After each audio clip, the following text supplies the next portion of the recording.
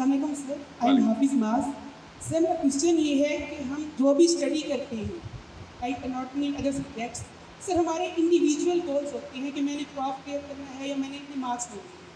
तो इसमें इन इज्तिमाइयत का पहलू किस तरीके से हम ला सकते हैं कि वी आवर पर्सन किस तरह ला सकते हैं अपनी स्टडी और सारी एजुकेशन? हाँ बेटा, बात यह है कि इसमें सिर्फ़ और सिर्फ ये आपका अकेला यानी एज अ स्टूडेंट किसी का ज़िम्मेदारी अकेले की नहीं बनती। इसमें हमारे असातिज़ा जो हैं उनकी भी ज़िम्मेदारी बनती है। इसके अलावा हमारी यूनिवर्सिटीज़ की भी ज़िम्मेदारी बनती है और हमारे जो कैरिकुलम डेवलप करते हैं उनकी भी ज़िम्मेदारी बनती है और तमाम थिंक टैंक की ज़िम्मेदारी बनती है। इसके लिए पूरी दुनिया के अंदर जो इज्तिमाइयत जिसकी हम बात कर रहे हैं उसके लिए एक कॉन्सेप्ट है जिसे कहते हैं इंटीग्रेशन ऑफ मेडिकल एजुकेशन।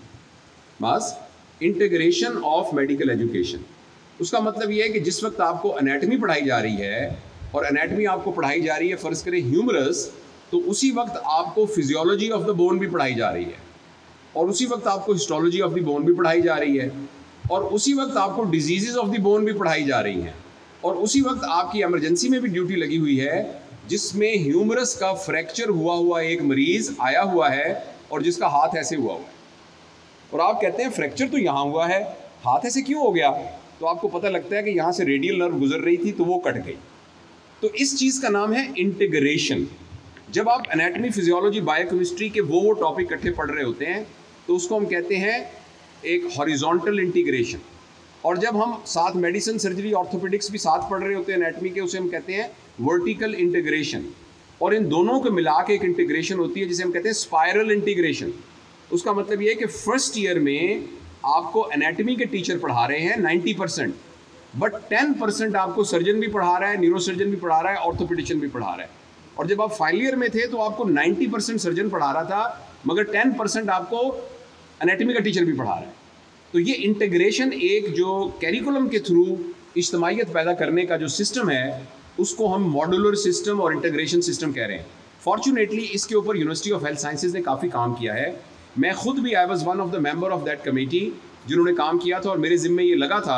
और मैं रहीम यार खां के मेडिकल कॉलेज में और साहिवाल के मेडिकल कॉलेज में और निश्तर मेडिकल कॉलेज में और यहाँ का कायद-ए-आज़म मेडिकल कॉलेज में भी, जब मैं अभी प्रिंसिपल नहीं बना था और हेड ऑफ सर्जरी था और डायरेक्टर डिपार्टमेंट मेडिकल, तो इस सिलसिले में लोगों की काफ़ी ज़्यादा ब्रेन स्टॉर्मिंग और काफ़ी ज़्यादा सेंसिटाइजेशन की गई थी।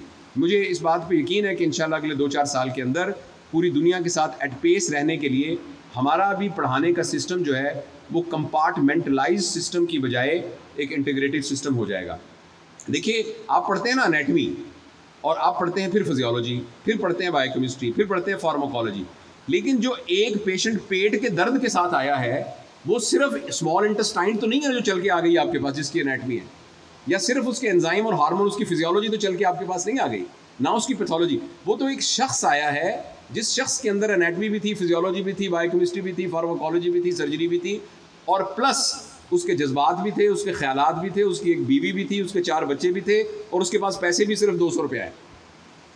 तो हम ये कह रहे हैं कि मेडिकल एजुकेशन को इस तरीके से चेंज होना चाहिए कि anatomy, physiology, biochemistry, pathology, sociology और उसकी ह्यूमैनिटीज़ और उसके रिलेशनशिप और उसका इंटेलेक्ट और उसकी स्पिरिचुअलिटी, ये सारी की सारी के सीख कर एक डॉक्टर बने।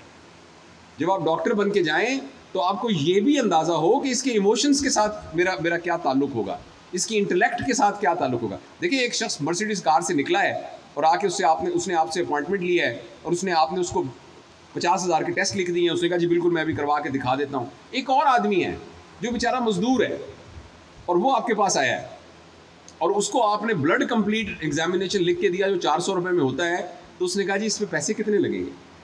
तो मेरे पास तो वही पैसे थे जो मैं लेके आया था। अब ये जो एस्पेक्ट है ये आपको ना एनाटमी के टीचर ने पढ़ाया है, ना फिजियोलॉजी, ना बायोकेमिस्ट्री, ना पैथोलॉजी। और अगर आप अमेरिका से पढ़ के आए फिर तो आपको किसी ने नहीं ये पढ़ाया। हम आपसे ये अर्ज़ कर रहे हैं कि जब आप डॉक्टर बन रहे हों तो आपने ऐसे एवेन्यूज़ देखने हैं कि ये वाले सब्जेक्ट भी पढ़ने हैं कि आने वाला जो है वो Mr Gayasuddin CEO of a cement factory है या वो चाचा खैरा है जो कि चक नंबर 812 से अपने गधे पर बैठकर आया हुआ है 4 बकरियां बेचकर, राइट। तो ये सारी की सारी जो एजुकेशन है ना, मेरे नज़दीक ये है इंटीग्रेटेड एजुकेशन। और यही मैं आपसे अर्ज करना चाह रहा हूँ कि जब आपने डॉक्टर बनना है तो सिर्फ ये नहीं कि एनाटॉमी, फिजियोलॉजी, बायोकेमिस्ट्री का माहिर बन के और पैथोलॉजी और सर्जरी का माहिर बनना है। आपने human mind, human thought process और ह्यूमन फीलिंग का माहिर बन के भी आना है, तभी आप सही तरीके से इलाज कर सकेंगे मरीजों।